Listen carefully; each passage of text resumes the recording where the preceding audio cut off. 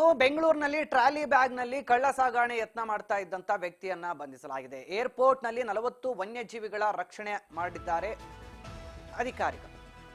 ಬೆಂಗಳೂರಿಗೆ ಟ್ರಾಲಿ ಬ್ಯಾಗ್ನಲ್ಲಿ ಕಳ್ಳ ಸಾಗಣೆ ಮೂಲಕ ವನ್ಯಜೀವಿಗಳ ಸಾಗಾಟ ಆಗ್ತಾ ಇತ್ತು. ಸುಮಾರು 40 ವನ್ಯಜೀವಿಗಳ ರಕ್ಷಣೆಯನ್ನ ಅಧಿಕಾರಿಗಳು ಮಾಡಿದ್ದಾರೆ. ಕಸ್ಟಮ್ಸ್ ಅಧಿಕಾರಿಗಳ ತಪಾಸಣೆ ವೇಳೆ 40 ವನ್ಯಜೀವಿಗಳ ಅಕ್ರಮ ಸಾಗಾಟಿಕೆ ಬೆಳಕಿಗೆ ಬಂದಿದೆ.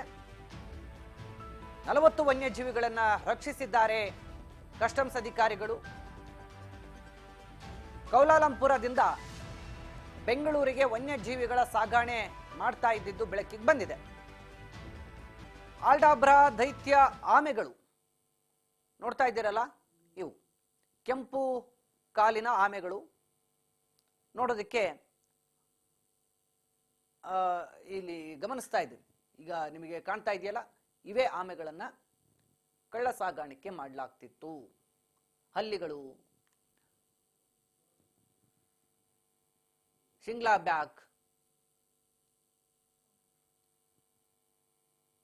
ಸ್ಕಿಂಕ್ಗಳು, ಜುವೆನೈಲ್, ಗೇಂಡ ಮೃಗ, ಇಗುವಾನಾಗಳು, ಅಲ್ಬಿನೋ ಬ್ಯಾಟ್ ರಕ್ಷಣೆಯನ್ನ ಮಾಡಲಾಗಿದೆ. ಲುಟಿನೋ ಇಗುವಾನಾ, ಅಗೈಲ್ ಗಿಬ್ಬನ್, ಬೇಬಿ ಅಮೆರಿಕನ್ ಅಲಿಗೆರೆಟ್ಗಳು, ಮರಿಚಿರಿತೆ ಆಮೆಗಳು, ಕೆಂಪು ಕಾಲಿನ ಆಮೆಗಳು ಬ್ಯಾಗ್ನಲ್ಲಿ ಪತ್ತೆಯಾಗಿದೆ. ಸದ್ಯ ಕಸ್ಟಮ್ಸ್ ಅಧಿಕಾರಿಗಳು ತನಿಖೆ ಪರಿಶೀಲನೆ ಮಾಡ್ತಾರೆ. ಆ ಸಂದರ್ಭದಲ್ಲಿ ಪತ್ತೆಯಾಗಿದೆ.